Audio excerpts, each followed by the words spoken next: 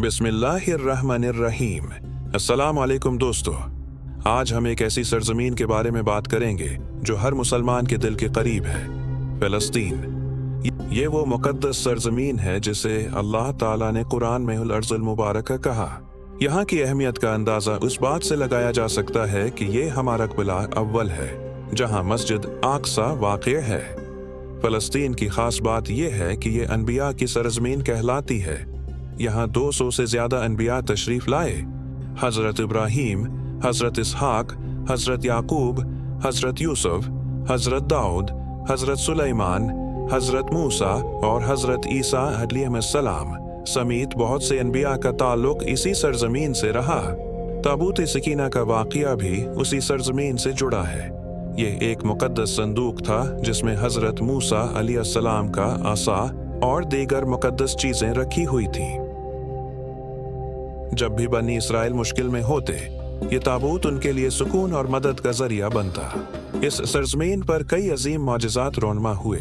समंदर का फटना, सूरज का थम जाना, लोहे का नर्म होना, जन्नात और परिंदों पर हिक्मरानी और मुर्दों का जिंदा होना, ये सब यहीं पर हुआ।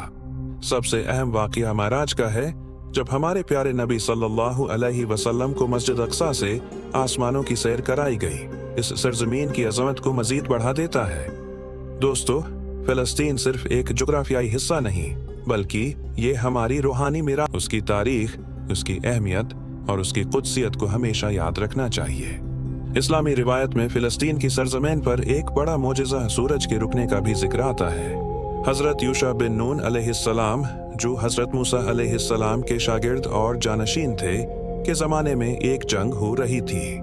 बनी इसराइल को अल्लाह ताला की तरफ से हुक्म मिला था कि दुश्मन को मुकम्मल तौर पर शिकस्त देनी है, लेकिन जंग के दौरान सूरज गुरूब के करीब था। अगर सूरज गुरूब हो जाता तो लड़ाई अधूरी रह जाती। इस मौके पर हज़रत यूशा अलैहिस्सलाम ने दुआ की और अल्लाह ताला ने मोजिज़े के तौर पर सूरज को गुरूब होने से रोक दिया। सूरज कुछ वक्त के लिए अपनी जगह रुक गया, यहाँ तक कि बनी इसराइल को फतह हासिल हो गई। ये वाक़या मुहद्दिसीन ने भी जिक्र किया है और नबी करीम सल्लल्लाहु अलैहि वसल्लम ने फरमाया, सूरज को कभी किसी इंसान के लिए नहीं रोका गया सिवाय यूशा अलैहिस्सलाम के, जब उन्होंने बैतुल मुक़द्दस की तरफ पेशकदमी की। कुरान करीम में सूरह आले इमरान और सूरह माइदा में इसका जिक्र है।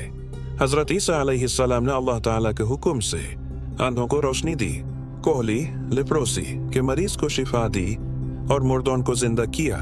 कुरान का लफ्ज़ है, व उहियल मौता बिइज़्निल्लाह, और मैं मुर्दों को अल्लाह के हुक्म से जिंदा करता हूँ। ये सब कुछ फ़लस्तीन की सरजमीन पर हुआ, खासकर बैतुल मुक़द्दस और उसके करीबी इलाकों में।